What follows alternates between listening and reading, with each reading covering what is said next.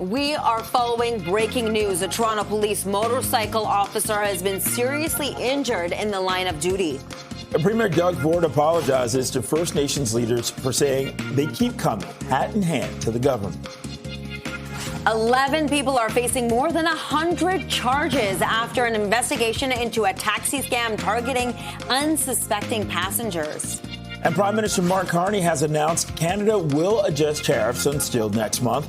We're going to have reaction to the latest developments in the ongoing trade war with the U.S.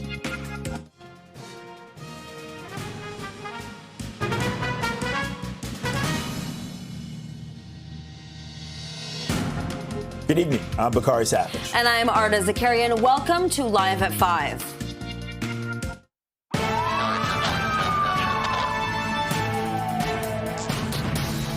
A Toronto police motorcycle officer has been injured in a crash in Mississauga. The crash happened on the westbound 403 near Dundas Street around 3:15. There's no word on the extent of injuries, but the officer has been taken by emergency run to a trauma center. OPP say the officer was part of a motorcade training exercise when the collision with the tractor trailer happened.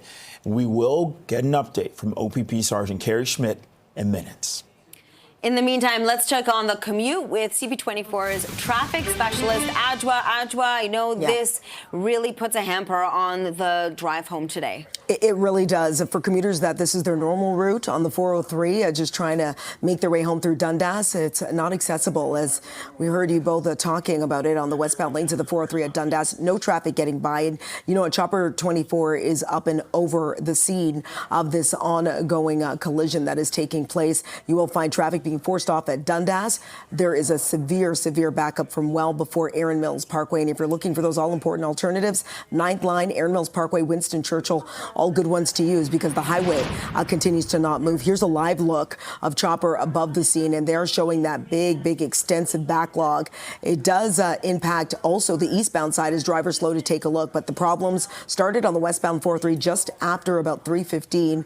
Westbound 403 at Dundas, serious collision involving a transport truck and a police on a motorcycle. Going to show you my cameras now. We do have another problem, just one. It's on the Toronto-bound lanes at the QEW. This is just as you make your way past Brent. It is a collision. It's blocking the left lane.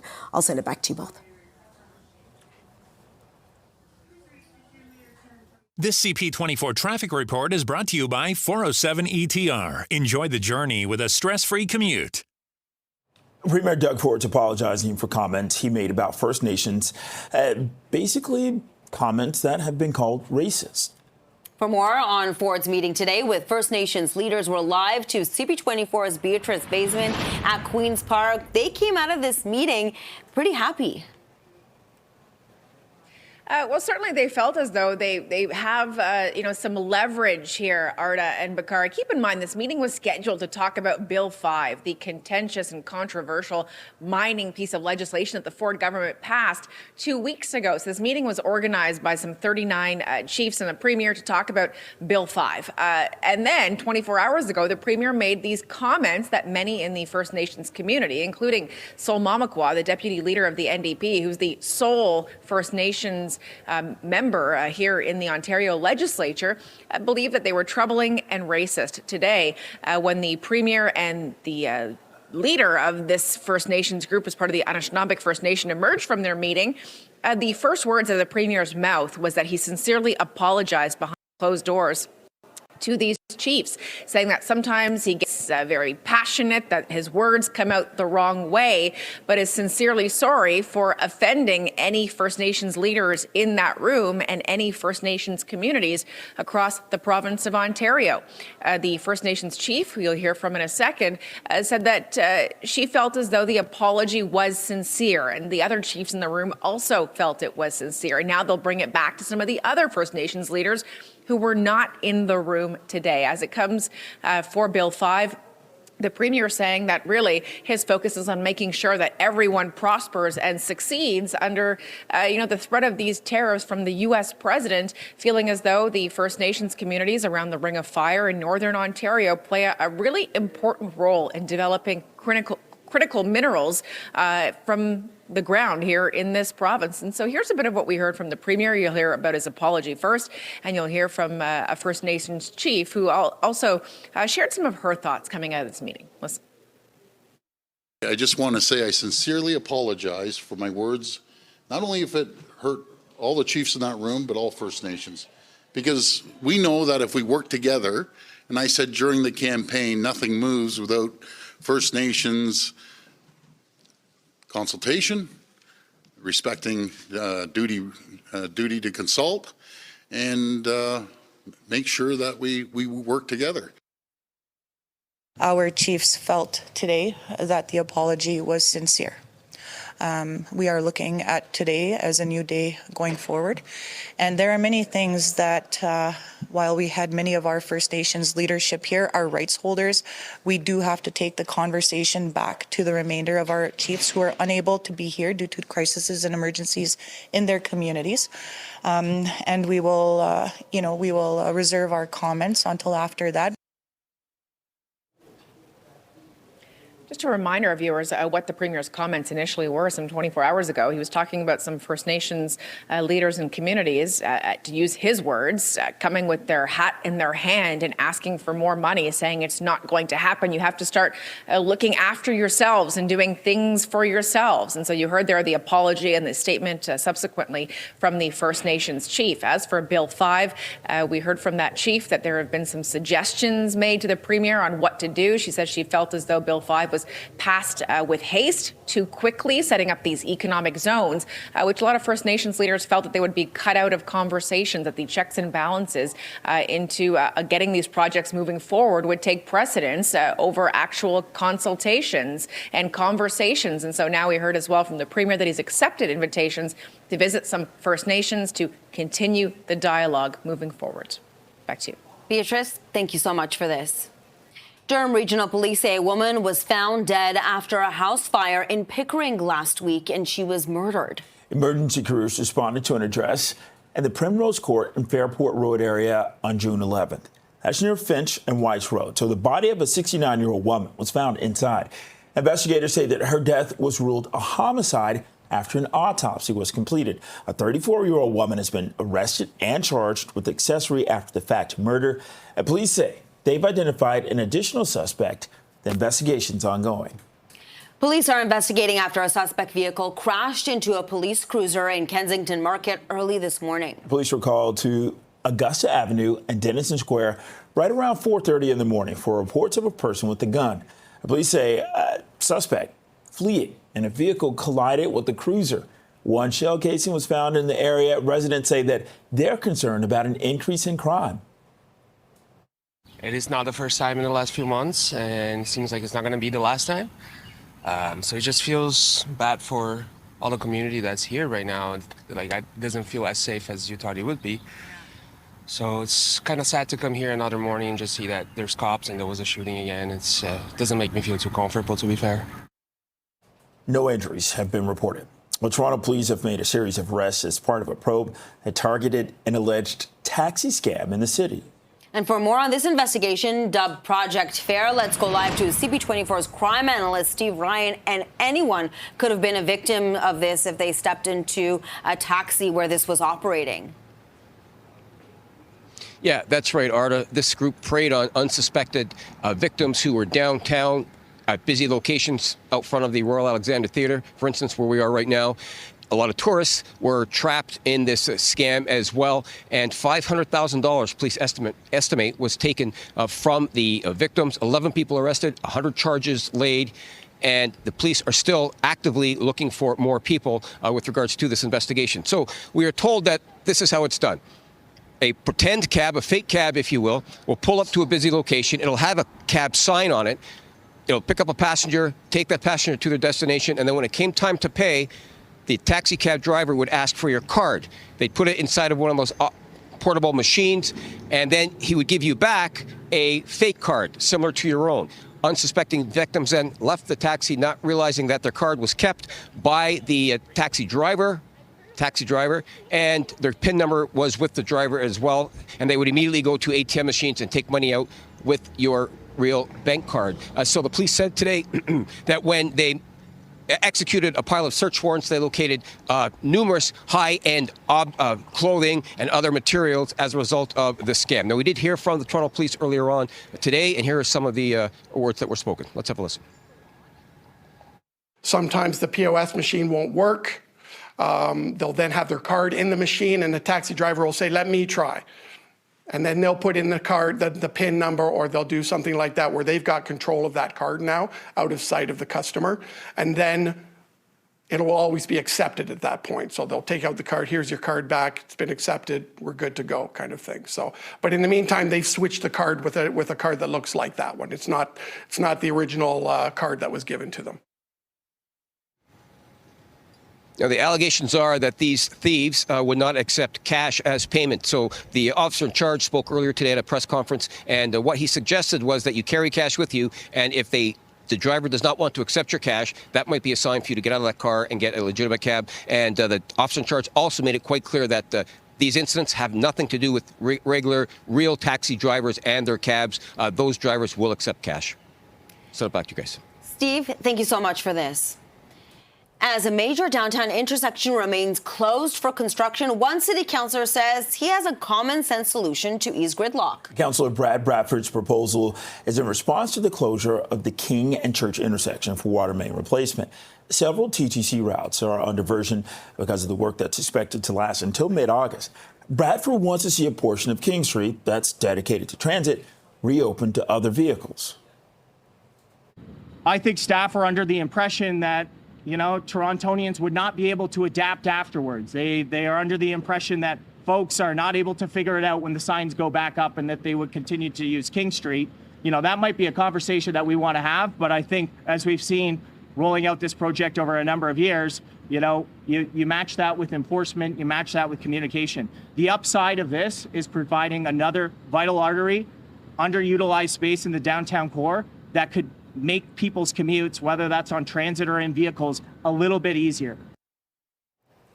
Mayor Olivia Chow's office released a statement that reads in part, "There is nothing more frustrating than sitting in traffic, which is why we are speeding up construction at King Street and Church Street by 1 full month. We are doing this by working 24/7 and coordinating multiple city agencies to make necessary replacements of the 142-year-old water mains while replacing streetcar tracks at the same time to get this intersection open sooner." Okay, back to our top story. A Toronto police motorcycle officer has been injured in a crash in Mississauga. And for more on this, we're joined by OPP Sergeant Carrie Schmidt. Thank you so much, Sergeant Schmidt, for joining us. Tell us what happened here. Well, just after 3:15 this afternoon is when the collision took place. It did involve a police motorcycle and a tractor trailer. Both vehicles are here on the side of the road on Highway 403, just south of Dundas in Oakville. The rider of that motorcycle was taken by emergency run to a trauma center where he remains being attended to by physicians. I don't have a status update on his condition at all. And the investigation obviously ongoing. We have our collision reconstruction team here along with members of the Mississauga and Burlington OPP and other services here as well, providing assistance. The highway is shut down. There is no access to Highway 403 from beyond Dundas Street on the westbound side. Eastbound lanes are unaffected, and the collision investigation, I suspect, will take some time as we're trying to collect as much evidence as we can before any of the vehicles are moved. Okay, so Sergeant Schmidt, we're about 2 hours since this happened. Can you talk about the response from emergency crews?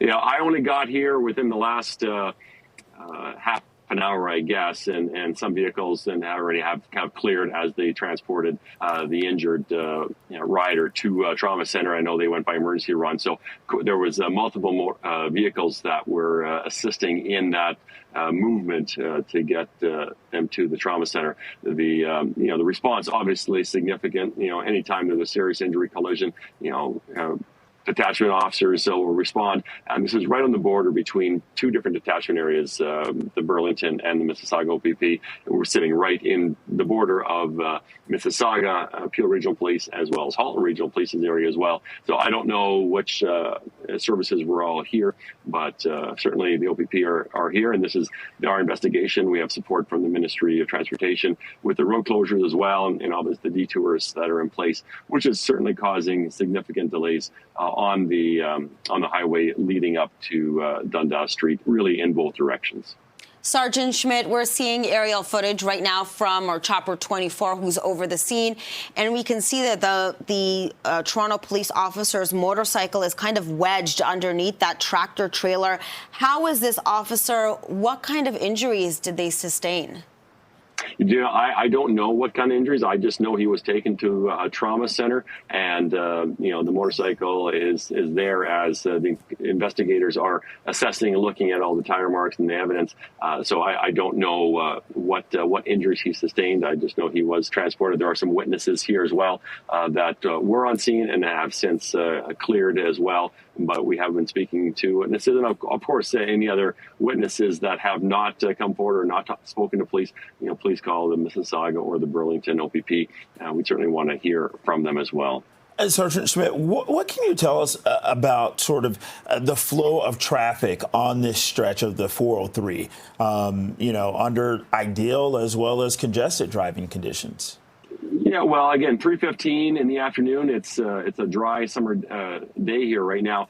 Road conditions are good. The road condition is level. There's really no obstructions or level any areas. There's no environmental issues that I can see from where I am sitting right now. That would be contributing factors. It wasn't raining or there wasn't any other situations along with that. And again, that's all part of the ongoing investigation to try to figure out exactly what all the vehicles were doing leading up to and prior to the collision. Obviously, we'll be looking at all factors: human factors, mechanical factors, issues with the vehicles, and what was going on, and obviously speaking to witnesses as well that can help paint a picture as well. If there's anyone with dash cam that has information, that certainly is often very helpful in the investigations as well. Even if you're traveling in the opposite direction, your vehicle may have captured video evidence that would assist investigators in this. There's two lanes here where I'm traveling between Upper Middle and Dundas Street. Just comes off the 407. Obviously, this area does get congested pretty heavily in the rush hour periods of time when traffic is either moving in or out of the GTA. But in terms of, I don't know what traffic flow was doing at the time of this collision around 3 o'clock, but it would be a busy time pretty much any time as there's only two lanes really going in both directions as traffic is getting through this area. Sergeant Schmidt, we know there's obviously investigation that needs to happen before the roads open up, but when can we expect those roads to open? Yeah, that's still unknown to me. I know our collision reconstruction teams are on scene. They've begun kind of documenting some of the evidence that they see on the highway, the roadway evidence. They'll be looking at the vehicles involved to see what they can download and what they can, collect off those, modules before they're moved or repowered again. So, that's stuff that has to happen here before the vehicles are moved. But once that portion is done, the scene has been mapped, we should be able to get the vehicles moved off. There's not really a lot of debris or anything that requires cleanup. It's essentially the tractor trailer and a motorcycle that will need to be removed with the tow trucks, depending on the drivability of the tractor trailer, which may in fact still be drivable. I'm not sure the condition of that, the trailer unit, whether or not it was loaded, and obviously we were looking into the speeds of all vehicles involved and what happened and how this collision came to be. And we've been watching live footage from Chopper 24. A Toronto police motorcycle officer has been injured in a crash in Mississauga. This is on the 403. We've been speaking with OPP Sergeant Kerry Schmidt. Sergeant Schmidt, thank you. You're welcome. Thank you. It's 5:19, 21 degrees. This is Live at 5. Coming up, we'll have reaction to Canada announcing new measures to protect the steel and aluminum industries. Stay with us.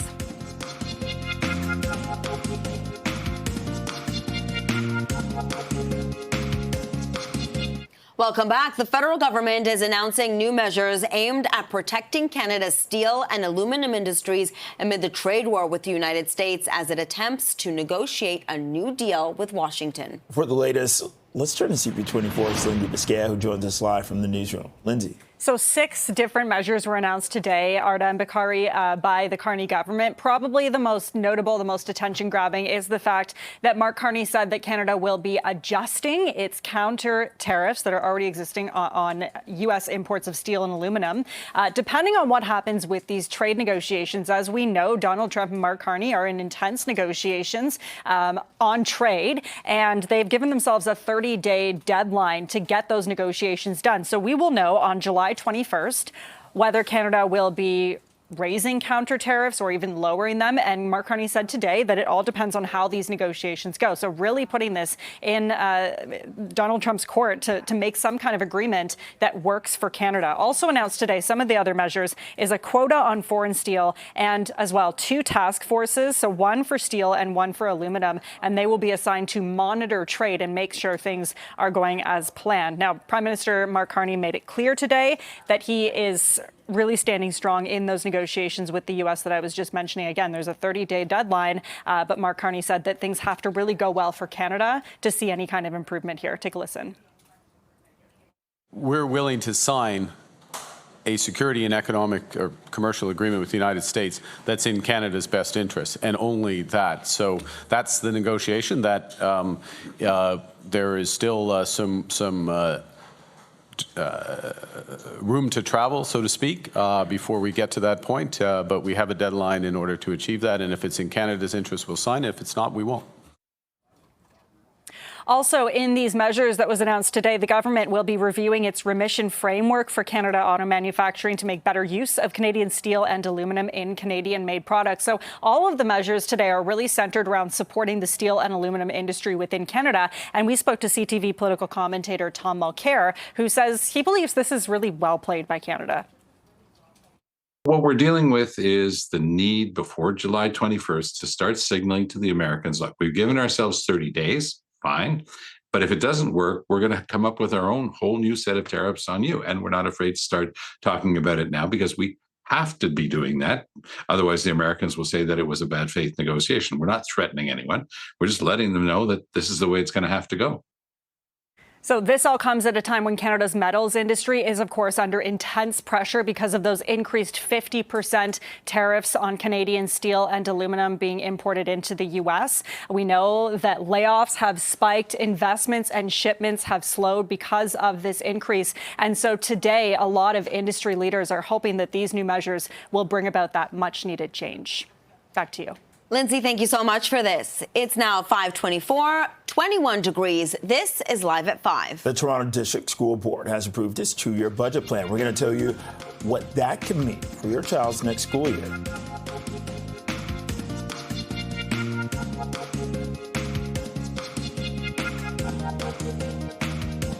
The Toronto District School Board has approved its 2-year budget plan, promising to balance the books.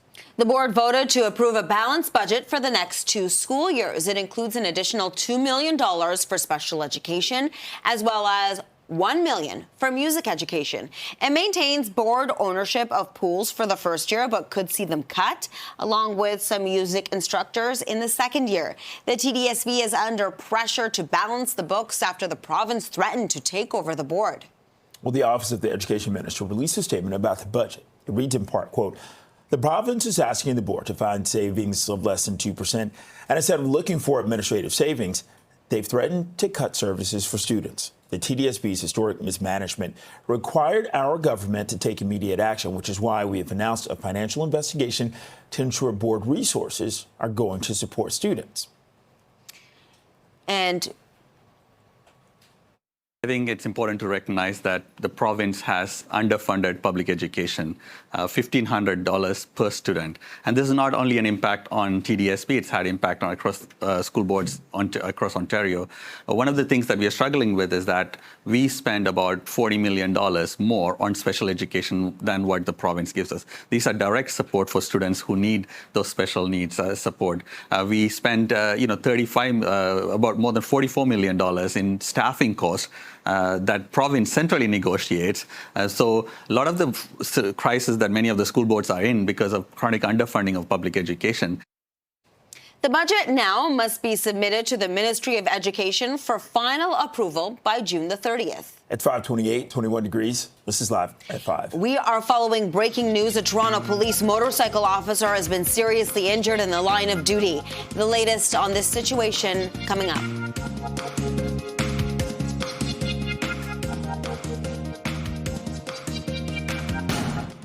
We're following breaking news. A Toronto police motorcycle officer has been seriously injured in the line of duty. Premier Doug Ford apologizes to First Nations leaders for saying they keep coming hat in hand to the government. 11 people are facing more than 100 charges after an investigation into a taxi scam targeting unsuspecting passengers. And Prime Minister Mark Carney has announced Canada will adjust tariffs on steel next month. We have reaction to the latest developments in the ongoing trade war with the United States. This is Live at 5.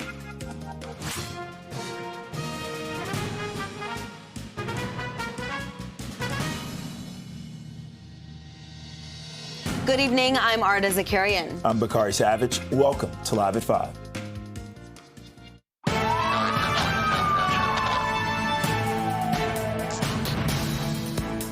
A Toronto police motorcycle officer has been injured in a crash in Oakville.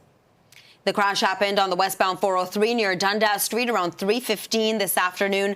The officer suffered serious injuries. OPP say the officer was part of a motorcade training exercise when the collision with a tractor trailer happened.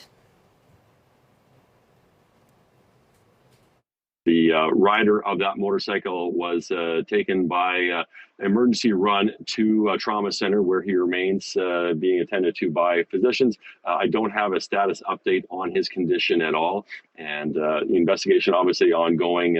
We have our collision reconstruction team here along with members of the Mississauga and Burlington OPP and other services here as well, providing assistance. Okay, and with that, let's get a check on the evening commute with CP24's traffic specialist, Adjoa Nsiah, especially a section of the 403. Yeah, we'll start with that. So if you're a traveler on the westbound 403, as we heard Sergeant Smith discussing, the westbound 403 remains closed and there's no estimated time of reopening through Dundas. No traffic is getting by as the reconstruction crews are on scene. A lot of police cruisers as well. There was, obviously, as we heard, a motorcyclist that was a police officer on that motorcycle, which ended up colliding with this transport truck. Also occupied is the Dundas on-ramps to the westbound 403. They've been closed as well. And in terms of that backlog, it is pretty significant. Very big delays extend from before Erin Mills Parkway. Probably bail at Erin Mills. It's a good alternative. You can also use Winston Churchill or Ninth Line because, as we heard from OPP, this closure is going to be there for the next little bit. Also, problems to deal with on the northbound lanes of the 404. This is just as you make your way through Steeles. It is the two right lanes blocked following a collision. And problems on the 401. This is the westbound 401 right through Avenue Road in the Express. It's through the construction zone, but it is a collision blocking the lanes in the construction zone, creating all sorts of slowdowns. Also problems outside of camera view, eastbound 403 at Highway 6 North in Burlington. Crews on scene of a collision blocking a live lane. I'll send it back to you both. Okay, thanks a lot, Adj. Welcome. And Premier Doug Ford's apologizing for comments that he made about First Nations, comments that have been called racist. And for more on Ford's meeting today with First Nations leaders, we're live to CP24's Beatrice Faisman, who's at Queen's Park. You were right outside the doors when everyone walked out of that meeting. How was it? Certainly would have been interesting, Arda and Bakari, to be a fly in the wall for that meeting. It came at a particularly interesting time, though I can tell you that the First Nations chief emerged, at least the chief who we heard from at the podium, feeling rather optimistic. She talked about Premier Doug Ford's apology to First Nations people after he made some comments just 24 hours earlier, some comments that some First Nations leaders said were troubling, another said appalling, and some saying they were outright racist. What did the Premier say 24 hours ago? He said that First Nations sometimes come hat in hand to the government asking for money, that wasn't going to happen anymore, that they had to start taking care of themselves. Certainly a lot of people taking issue with the Premier's remarks.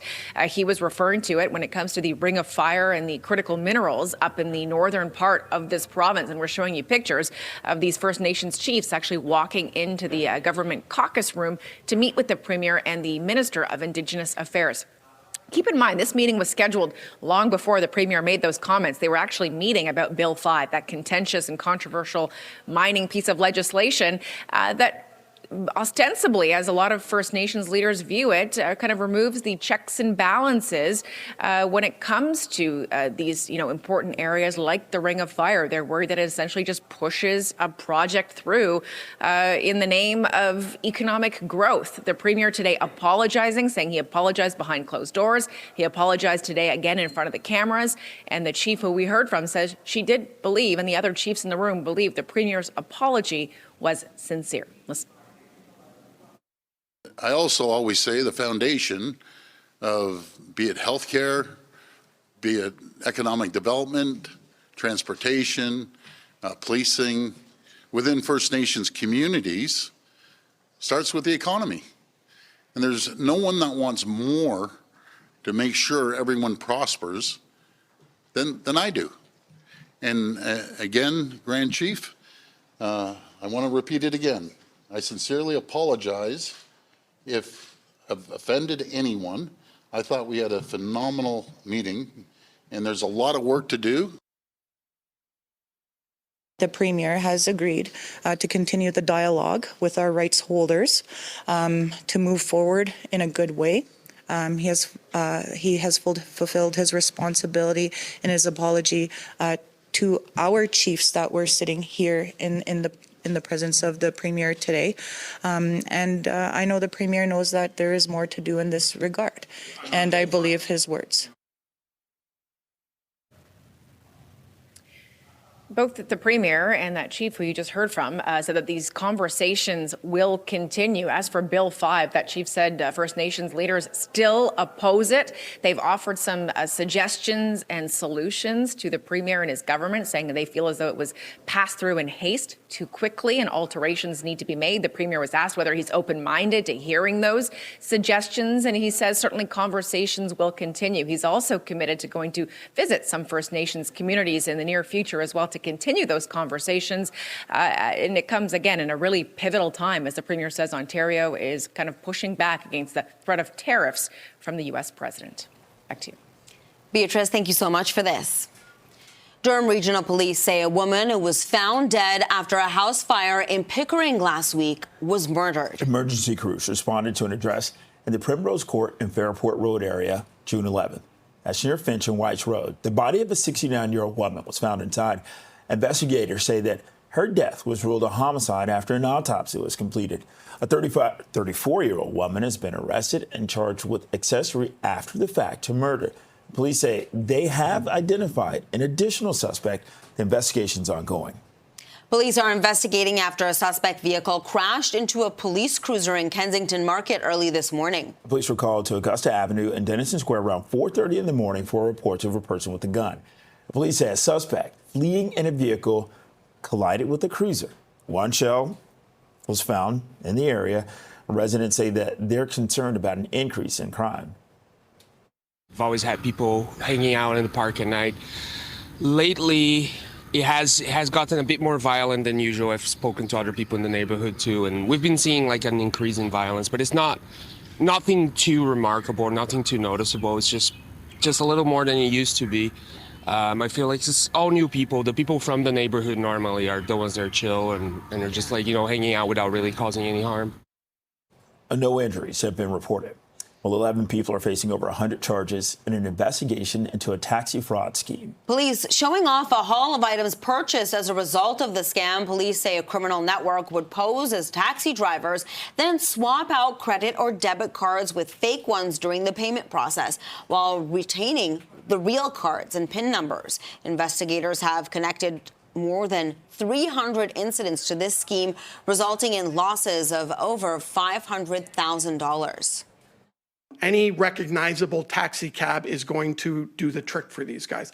Generally, they're hitting people late at night, in the evening, coming the theater district, coming out of the theaters, coming out of bars in King West, things like this. So they're looking for particular victims which they think they can dupe. And it doesn't matter, as long as it's a recognizable, sometimes they're not even recognizable taxi cabs, they just have a sign on top that says taxi. But the more convincing they are, the more convincing the scam. And police are trying to identify 2 more suspects in connection with Project Fair. So anyone who recognizes either of the men you've just been looking at on your screen, you're asked to come forward. And police are concerned that more people could be impacted by this investigation. Police closed off part of a West End neighborhood for a time this afternoon after an artillery shell was found. Police responded to the call on DeForest Road and Windermere Avenue. This is south of Bloor, just before 3 p.m. Residents were told to stay inside. So police determined that the shell was inert and removed it for safe disposal. No one was hurt. As that major downtown intersection remains closed for construction, one city councillor says he has a common-sense solution to ease gridlock. Councillor Brad Bradford's proposal is in response to the closure of King and Church, that intersection for water main replacement. So several TTC routes, they're on diversion because of the work that's expected to last until mid-August. Bradford wants to see a portion of King Street that's dedicated to transit reopened to other vehicles. There are no streetcars using this transit priority corridor right now. It is a transit priority corridor in name only. This is a simple step that would immediately relieve the pressure on adjacent east-west routes and help ease some of the traffic congestion across the entire downtown core. Once the intersection has reopened and the streetcars are running on this section of King Street, the transit priority corridor would be put back in place. Mayor Olivia Chow's office released a statement that reads in part, "There is nothing more frustrating than sitting in traffic, which is why we are speeding up construction at King Street and Church Street by 1 full month. We are doing this by working 24/7 and coordinating multiple city agencies to make necessary replacements of the 142-year-old water mains while replacing streetcar tracks at the same time to get this intersection open sooner." It's 5:41, 21 degrees. This is Live at 5. Coming up, we'll have reaction to Canada announcing new measures to protect the steel and aluminum industries.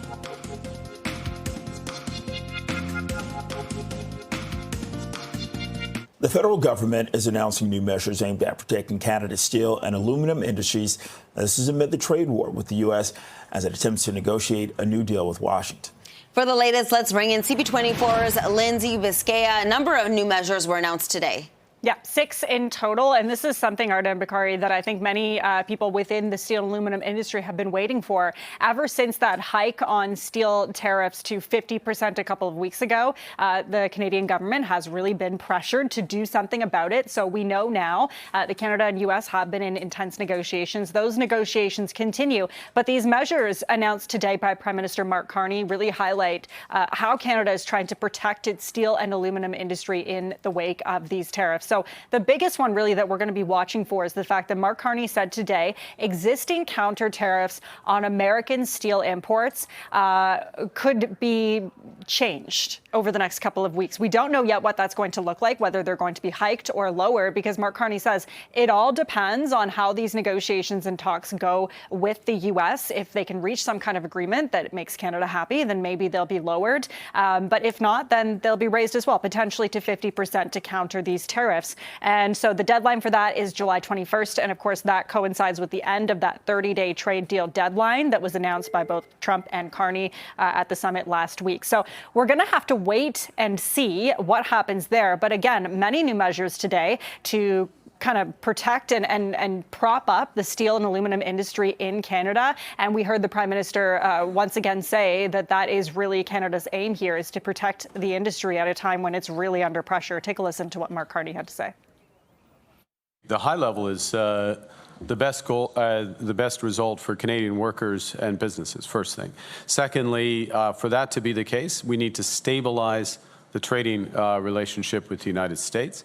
We need to have ready access to U.S. markets for Canadian companies and for Canadian companies, and not have our hands tied in terms of our dealings with the rest of the world. So this obviously all comes at a time when the metals industry in Canada is under pressure. We've seen a lot of layoffs so far, especially since those tariffs were increased, as well as investments and shipments have slowed because many within the industry have said that these tariffs basically shut them out of the U.S. market. And so we've been trying to speak with industry leaders today, including Keenan Loomis and Hamilton, about how they feel about this announcement today. Here's more. Reciprocal tariffs only hurt us more, especially when we rely on so much steel supply from the United States. Things like I-beams, you think of that as being one of the most fundamental shapes in a structure. We don't make those here in Canada. So to slap tariffs on those beams, reciprocal tariffs only doubles, the injury for our industries. So next up for Carney, he said at the end of his announcement today, Arda and Bakari, that he is going to be meeting with the premiers of all the provinces starting tomorrow to go over this response and see how each province feels about it, about all the measures announced today. And then he's off to Europe next week for some NATO summit talks, as well as continuing trade talks with Canada and the EU as well, trying to find some common ground there. He said today that obviously these tariffs on steel and aluminum are top of the agenda for the government at this time. Back to you. Lindsay, thank you so much for this. It's now 5:47, 21 degrees. This is Live at 5. Despite declining rental prices, renters are still hesitant to trade their leases for mortgages.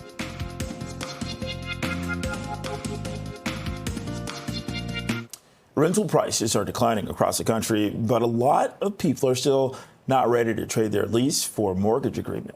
Well, nearly 40% of renters spend between 31 to 50% of their income on monthly rent costs, according to a new report from Royal LePage and Burson.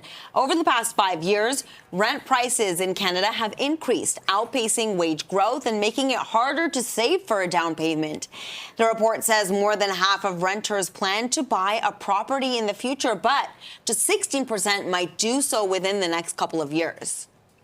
When you own a home, it is a two-path payment. Part of it is like a RRSP, it's an investment, and part of it is consumption. You're putting a roof over your head. So with rent, it's all consumption and no investment, which is why 2/3 of families in the country are own their homes, and why about 54% of renters told us that they're working towards owning a home the next couple of years. So it is something people aspire to. It's not always possible in a city like Toronto, of course.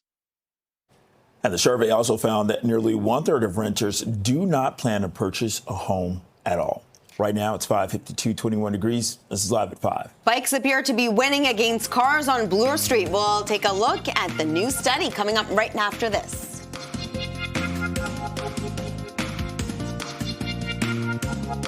A cycling advocacy group suggests that a recent survey they did found there was more bike traffic on a busy stretch of Bloor than vehicular traffic. And for a closer look at this, we are joined live by Albert Cole, coordinator of Community Bikeways. Thank you so much, Albert, for joining us. Tell us about your analysis. We think it's a really good news story. We've noticed, walking and cycling on Bloor, the heavy cycling traffic every day. And so we suspected that at some points in the day, the bike traffic actually exceeds the number of cars. So we wanted to test that. We set up a camera, did a 24-hour count, and then counted bikes and cars for certain hours. And we found that between 5 and 7 p.m. in the evening rush hours, bikes actually exceeded the number of cars. So I say that's a good news story because in simply referencing your previous story about the cost of housing, here's an affordable way for people to get around the city. And the city's investment is really just setting aside a sliver of the road for people on bikes. So it's a good news story in terms of your pocketbook, but also for the climate, for the community, and for your individual health. And Albert, I'd like to get your response to this. Trevor Townsend with Keep Toronto Moving, he spoke with CTV's Sean Leathug, and he says, look, it's a 2-hour window that they measured on a Wednesday afternoon in June. On one city block on Bloor Street, I really don't think it means anything. Yeah, well, that's the thing about that is what we need to celebrate is the fact that we can move so many people with a fraction of the road. So in other words, so between that window, we're getting, 53%, and this is a growing trend. In other words, I've been at this since, since 2007, but what we've seen since the bike lane was installed, a steady increase. So while we're getting a 50% plus in 2 hours, we're starting to see an increase in every other hour as well. And that's something, as I say, we should be celebrating instead of saying to people, well, your cost of admission to transportation system is $10,000, which it costs you approximate cost per year of a car. We've also seen that increase in numbers in the wintertime, so our wintertime counts. And I'd certainly invite Mr. Townsend to go out any night of the week, this week or next week, and stand there and watch the number of cyclists. So we expect, and this is confirmed by city numbers, that these numbers actually go up in July, August, and September. And as I say, the trend has been over a number of years. And that includes now e-bikes, parents taking their kids to school on cargo bikes. We see more food delivery on bikes, and we're seeing a lot more electric bikes. So all of that is part of this trend to increasing number of cycling and cyclists. And that's something I think as a city, we really need to be celebrating if we're talking about moving people instead of simply moving cars. Albert, thank you so much for this and for your time. Albert Cole is the coordinator of Community Bikeways. Thank you. Thanks very much. Members of the Edmonton Oilers talked to the media today after their Stanley Cup final loss to the Florida Panthers. Florida beat the Edmonton Oilers 5-1 in Game 6 of the finals on Tuesday to win their second straight cup. The Panthers also beat the Oilers for the cup last year. Here's more on what the Oilers had to say. We were 2 games from winning. Last year we were 2 shots away from winning. So the belief is incredibly high in that room. We talked about that all throughout the playoffs. And we do believe that, this group can win and will win. I hope that answers your question. And meanwhile, in Florida, one local resident got quite the surprise in the middle of the night. Florida Panthers captain Sasha Barkov came knocking with the Stanley Cup. The moment was captured on a doorbell camera. I think they pressed record on that doorbell camera. Thank you so much for sharing this video with us. Amazing. 5:59, 19 degrees. This is Toronto's breaking news, CP24.